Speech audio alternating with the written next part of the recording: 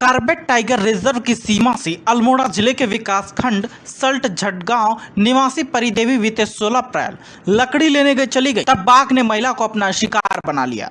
ग्रामीणों और ग्राम प्रधान महेश भारद्वाज व वन विभाग प्रशासन पुलिस ने 6 घंटे के रेस्क्यू के बाद महिला के शव क्षत विक्षत अवस्था में पाया गया।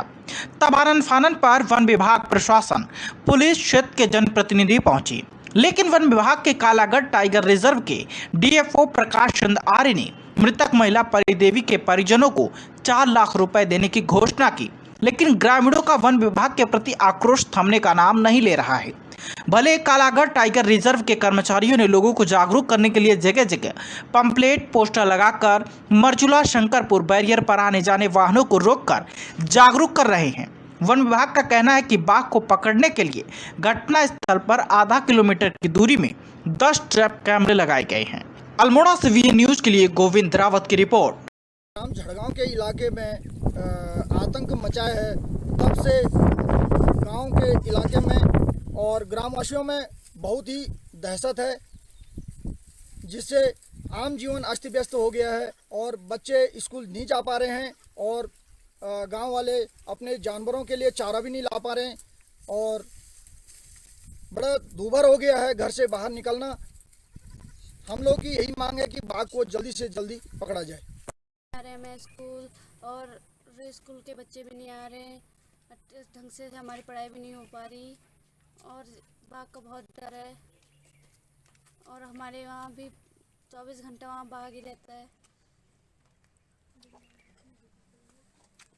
चाहती हूँ कि हमारी बच्चों के लिए सुरक्षा के लिए कुछ वो गाड़ी की व्यवस्था करें, जिससे कि हमें वो मिले कि बाघ का खतरा ना हो। हमें आने जाने में बहुत दिक्कत हो रही है।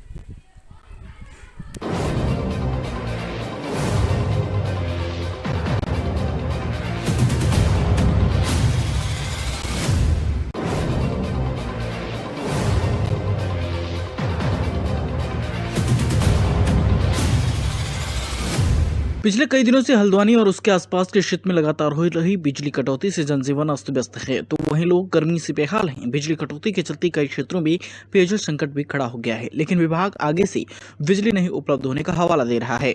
बिजली कटौती का आलम यह है, शहरी क्षेत्र में रोजाना 6 से 8 घंटे की कटौती हो रही है। वहीं सबसे बुरा हाल ग्रामीण क्षेत्रों में है, जहाँ 10 से 12 घंटे तक की विद्युत कटौती हो रही है। यहाँ तक कि विद्युत कटौती होने के चलते ग्रामीण क्षेत्रों के सिंचाई विभाग के ट्यूबवेल भी नहीं चल पा रहे। विद्युत विभाग के अधीक्षक अभियंता तरुण कुमार के मुताबिक विद्युत कटौती कम से कम किए जा रहे हैं। आगे से विद्युत की आपूर्ति नहीं होने के चलते क्षेत्र में विदाउट की कटौती की जा रही है। शासन स्तर पर बिजली खरीदने की कार्रवाई भी चल रही है। विभाग के पास उपलब्ध बिजली के अनुसार ही विभाग विद्युत आपूर्ति कर रहा है। उन्होंने कहा कि आने वाले दिनों में विद्युत आपूर्ति बहाल हो जाएगी और कटौती में कमी आएगी। हल्द्वानी से वीएन न्यूज के लिए दीपक अधिकारी की रिपोर्ट।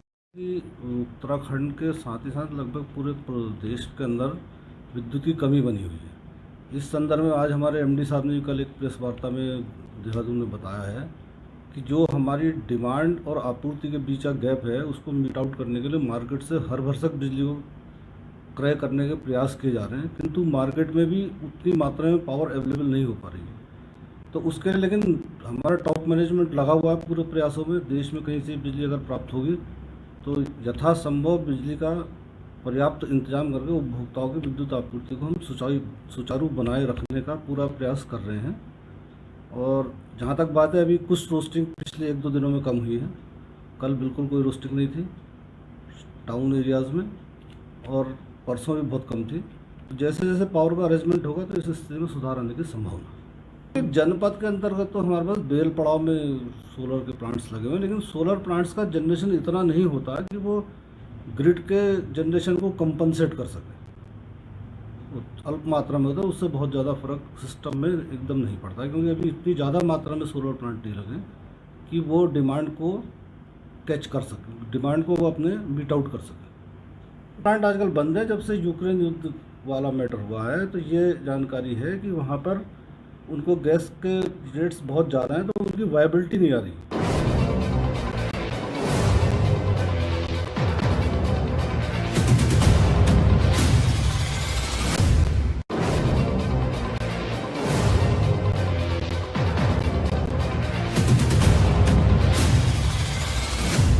चुनाव के बाद लगातार पेट्रोल मूल्यों में हो रही बढ़ोतरी सरकार की ओर से जनता को लूटने के लिए एक डकैती है। लगातार पेट्रोल मूल्यों में हो रही बढ़ोतरी से आम जनता पर बोझ बढ़ रहा है। यह बात उक्रांत के केंद्रीय अध्यक्ष काशी सिंह एरी एक प्रेस वार्ता में कहा। उन्होंने कहा कि जब चुनाव हो रहे थे उस समय सरकार की ओर से पेट्रोल मूल्यों में बढ़ोतरी नहीं की गई, लेकिन 4 राज्यों में भाजपा की सरकार बनते ही फिर से पेट्रोल मूल्यों में बढ़ोतरी जारी है, जो जनता को लूटने सरकार की एक डकैती है। पेट्रोल मूल्यों में बढ़ोतरी का सीधा असर खाद्य पदार्थों में भी पड़ रहा है। वहीं अब यात्रा किराया भी बढ़ने वाला है। लगातार हो रही बढ़ोतरी से आम जनता परेशान है। उन्होंने कहा कि बढ़ती महंगाई के खिलाफ यूकेडी अब जनता को लेकर आंदोलन करेगी। इधर उन्होंने कहा कि गैरसैंण राजधानी मुद्दे पर लगातार पार्टियों ने जनता के साथ छल किया है। उन्होंने कि यूकेडी स्थायी राजधानी के लिए हमेशा संघर्षरत है। अल्मोड़ा से वीए न्यूज के लिए गोविंद रावत की रिपोर्ट। तो 2050 तक की पेयजल की पुख्ता व्यवस्था कर रखी है। अब आप ही बताइए कि 2050 तो अभी बहुत दूर है, आज 2022। तो ये इस तरह की बातें लिखना, कहना और जो जनता के साथ बड़ा धोखा है, और इसके खिलाफ भी आंदोलन होना चाहिए, हमारा मानना है। मेरे पास पत्र पड़े हुए हैं, इनका जवाब भी शासन से आया हुआ, चिट्ठी मुझे लिखी है परिणाम।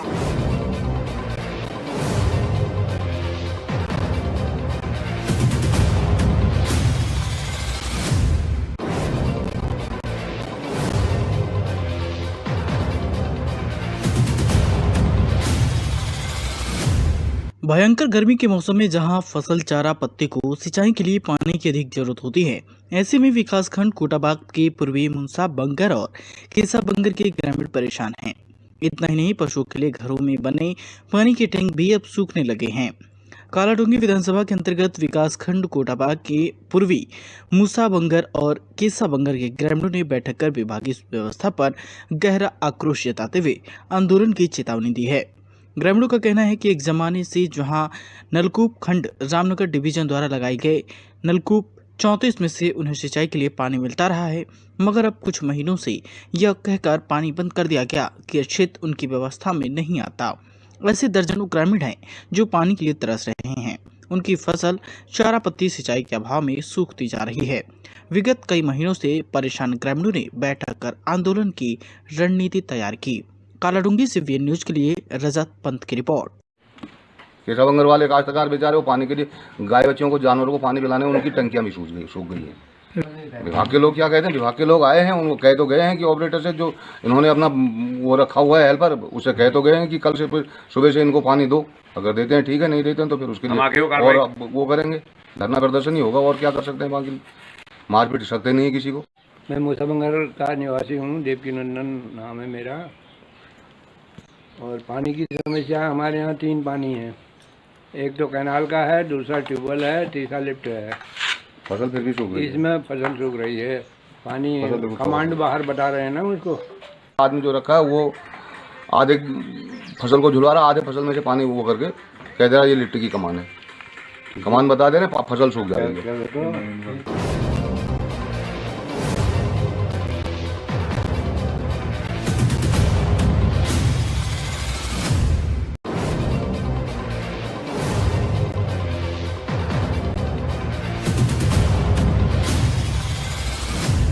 रानीखेत विधायक डॉक्टर प्रमोद नैनवाल ने सोमवार को राजकीय महाविद्यालय भत्रोखान वार्षिकोत्सव समारोह में मुख्य अतिथि के रूप में शिरकत की।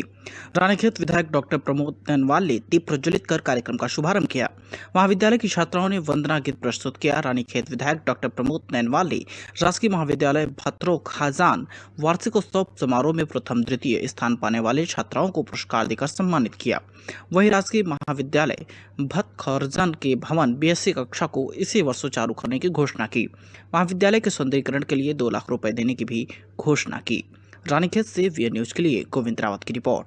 जनता पार्टी की जो प्रदेश की सरकार है वो चाहती है कि उत्तराखंड के हर स्तर पर पलायन कम हो, और पलायन कम करने के लिए यहाँ पर शिक्षा के स्तर को आगे बढ़ाना, शिक्षा के स्तर को मजबूत करना और यहाँ पर अच्छी शिक्षा देना हमारी सरकार का लक्ष्य है। आज मैं वार्षिकोत्सव में शिरकत करके आ रहा हूँ और निश्चित रूप से इसी दिशा में हमारा एक बहुत महत्वपूर्ण कदम है।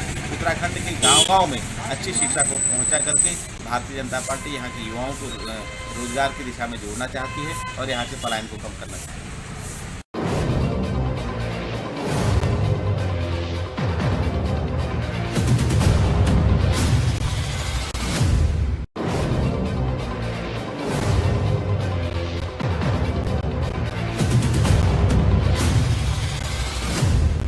हल्द्वानी और कालाडूंगी विधानसभा क्षेत्र में जगह जगह आजकल सड़क निर्माण का कार्य किया जा रहा है। क्षेत्र में पीडब्ल्यूडी को सड़क बनाने का जिम्मा दिया गया है। क्षेत्रीय विधायक बंशीधर भगत के द्वारा अपनी विधानसभा में सड़कों का जाल फैलाया जा रहा है। जब इस पर के बीच बन रही सड़कों की गुणवत्ता पर स्थानीय लोग और विपक्ष के नेता अब सवाल उठा रहे हैं। कोई विधायक पर सवाल उठा रहा है तो कोई सड़क बनाने वाली निर्माणदायी संस्था पीडब्ल्यूडी के अधिशासी अभियंता पर सवाल उठा रहा है। कालाडूंगी विधानसभा क्षेत्र में क्षेत्र के विधायक बंशीधर भगत के द्वारा अपनी विधानसभा में सड़क निर्माण का कार्य प्रगति पर है, तो वहीं अब निर्माणाधीन सड़क की गुणवत्ता पर स्थानीय जनता सवाल उठा रही है। स्थानीय जनता का कहना है कि क्षेत्र में बन रही सड़कों की गुणवत्ता बेहद ही खराब है। विधायक सड़क बनवा तो रहे लेकिन बेकार सड़कें बनाकर केवल खानापूर्ति की जा रही है। पीडब्ल्यूडी विभाग के द्वारा सड़क में प्रयोग होने वाला रेता, बजरी और डामर को सही प्रकार से नहीं डाला जा रहा। सड़क बनते ही उखड़ना शुरू हो गया है। स्थानीय लोगों ने विभाग और सड़क बनाने वाले ठेकेदारों पर मिलीभगत का आरोप लगाते हुए खराब सड़क बनाने की बात कहते हुए क्षेत्रीय विधायक, डीएम और कुमाऊं कमिश्नर ने इस पर ठोस कार्रवाई करने की मांग की है।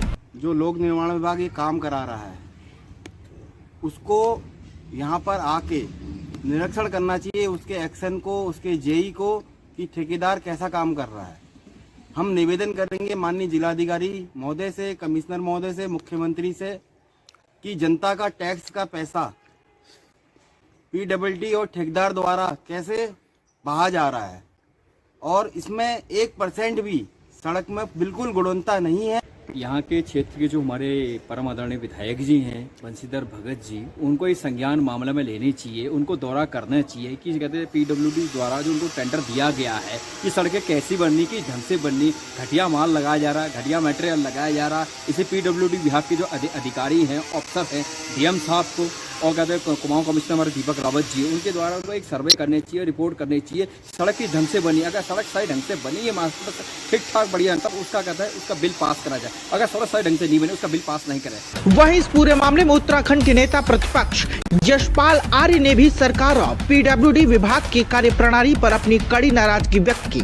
नेता प्रतिपक्ष यशपाल आर्य का कहना है कि सड़क निर्माण की गुणवत्ता पर बिल्कुल भी ध्यान नहीं दिया जा रहा है। सड़क निर्माण के नाम पर विभाग के द्वारा सिर्फ और सिर्फ खानापूर्ति की जा रही है। सालों पुरानी सड़कें जो गड्ढों में तब्दील हो चुकी हैं, उनको बनाया तो जा रहा है लेकिन सभी सड़कें बनते ही उखड़ती जा रही हैं। अधिकारियों का गुणवत्ता पर न तो कोई ध्यान है और न ही खराब सड़कें बनाने का कोई डर।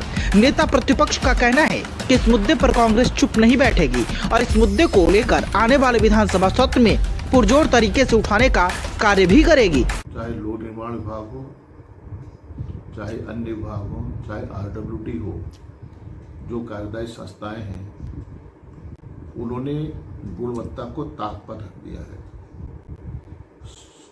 जिसमें डामरीकरण हो चुका है। जिन सड़कों पे वो सड़कें उखड़ती जा रही हैं। एक तरफ डामरीकरण हो रहा है, दूसरी तरफ सड़कें उखड़ती जा रही हैं और होल हो गए हैं। कई गड्ढे, सड़कें गड्ढों में परिवर्तित हो गई हैं। अभी वो सड़कें बनी हैं लेकिन अंधेर डंगरी चौपट राजा, ये कहावत सही मायनों में चरितार्थ हो रही है। इस तरह का हमने कहीं नहीं देखा। क्वालिटी नाम की चीज़ नहीं है। हर जगह देखिए, जहाँ भी आप जाएंगे सड़कों की बदहाल सड़कें हैं और टूटती हुई सड़कें हैं, लेकिन अधिकारियों पर डर भय नहीं है। अधिकारी बिल्कुल बेलगाम है, कोई डर नहीं, कोई भय नहीं है और निश्चित रूप से कांग्रेस इस मामले में चुप नहीं बैठेगी। ये पैसा किसी सरकार का नहीं है, ये पैसा किसी अधिकारी का नहीं है। जो पैसा खर्च हो रहा है सड़कों पर, कई वर्षों के बाद, कई 2-3 साल के बाद सड़कें में काम शुरू हुआ है और सड़कें जिस तरह की बन रही हैं, क्वालिटी में बहुत गिरावट आ चुकी है।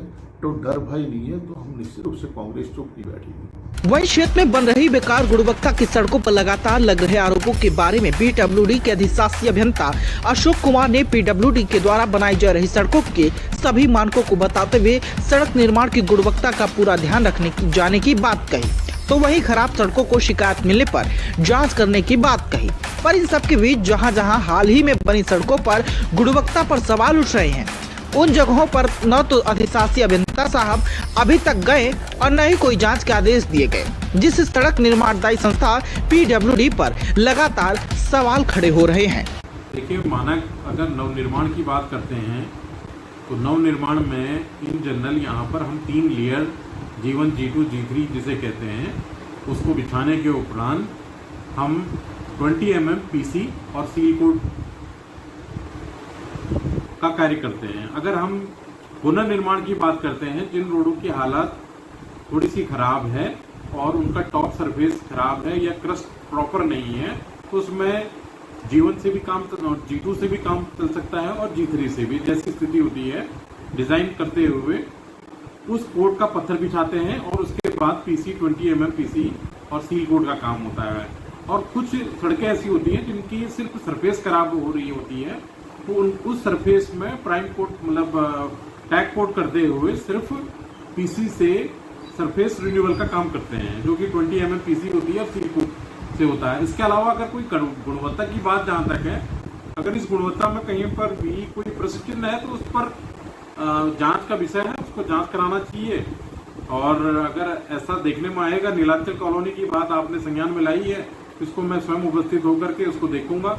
अगर कोई भी अधोमानक होगा तो उस पर जो है उसको कार्रवाई ठेकेदार पे भी होगी और उसका फिर पुनर्निर्माण कॉन्ट्रैक्टर द्वारा किया जाएगा। कॉलोनी का काम अभी 1-2 दिन पहले ही मुझे जानकारी मिली है पूर्ण हुआ है। अगर इसमें कोई ऐसी खराबी होगी तो इसमें भी देखा जाएगा। कालाडूंगी से VN न्यूज के लिए दीपक अधिकारी की रिपोर्ट।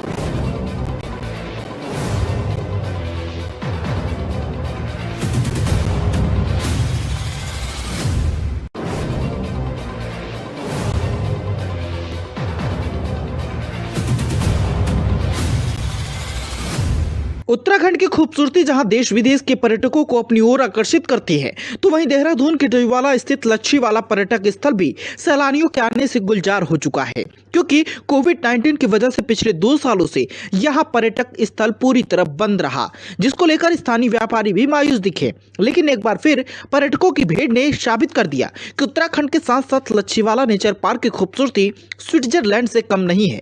गर्मी पड़ते ही लोग अक्सर अपने परिवार संग मनोरंजन के साथ बिताना चाहते हैं, तो यही वजह है कि अब हॉलीडे सीजन में बेशुमार पर्यटक लच्छीवाला का रुख करते हैं, जिसमें बच्चों के लिए झूले, बोटिंग व कई तरह के मनोरंजन का पर्यटक मजा ले सकते हैं। इसके अलावा पार्क में बने म्यूजियम में उत्तराखंड की संस्कृति को भी दर्शाया गया है, जो कि पर्यटकों को अपनी ओर आकर्षित करता है। डोईवाला से VN न्यूज के लिए आशीष यादव की रिपोर्ट। अच्छा लगा, माहौल अच्छा बना रखा है, पूरा सजावट अच्छी तरह से कर रखी है। बगीचा मुझे बहुत पसंद आया, गुलाब का अलग अलग तरह के थे, बहुत बढ़िया लगा। बंद कर रखा कोविड के चक्कर में, तो भारी आके हम नहा रहे हैं। वैसे सब अच्छा कर रखा है इन्होंने, बहुत बढ़िया कर रखा उत्तरांचल गवर्नमेंट ने। Thank you. लोगों से मुझे बहुत है उम्मीद, मैं खुद ही उत्तराखंड का रहने वाला हूँ, तो मैं चाहता हूँ कि सारे जने पूरा इंडिया यहाँ आके देखे, इंडिया क्या पूरा वर्ल्ड यहाँ आके देखे, यहाँ की खूबसूरती देखे। लोकल यहाँ का म्यूजियम जो है उसमें उत्तराखंड की पूरी संस्कृति बता रखी है, वो जरूर देखें। देखो, कमी तो यह नज़र आई, जो नहर में हम नहाने के पर्पज़ से सब लोग आ रहे हैं और बच्चे भी एक्साइटेड थे, तो वो बंद है। और वहाँ पे उधर है जो, वो बहुत छोटी जगह है, वैसे काफ़ी मेंटेन किया पहले से ही, मतलब मुझे तो अच्छा लगा। मतलब लोग भी हैप्पी हैं, सब घूम ही रहे हैं सब। अब इन्होंने जो ये वाटर वाला म्यूज़िक वाला शुरू किया, ये भी बहुत अच्छा है। भाई म्यूज़िकल देख के मेरा तो मन कर रहा था मैं वहीं बैठी रहूँ। एक शिकायत यही है कि जो बच्चे जिस पर्पज़ से आ रहे हैं, वो नहर इन्हें तो किसी भी रूप में शुरू करनी चाहिए।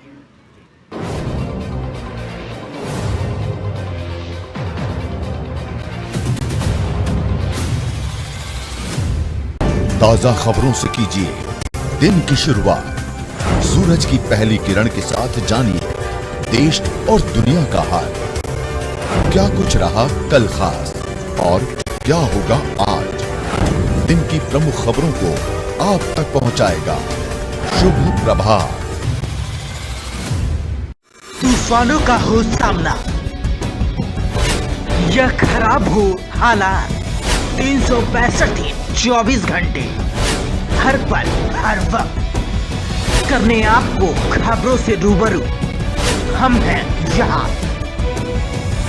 देखें हर खबर सिर्फ VN न्यूज पर।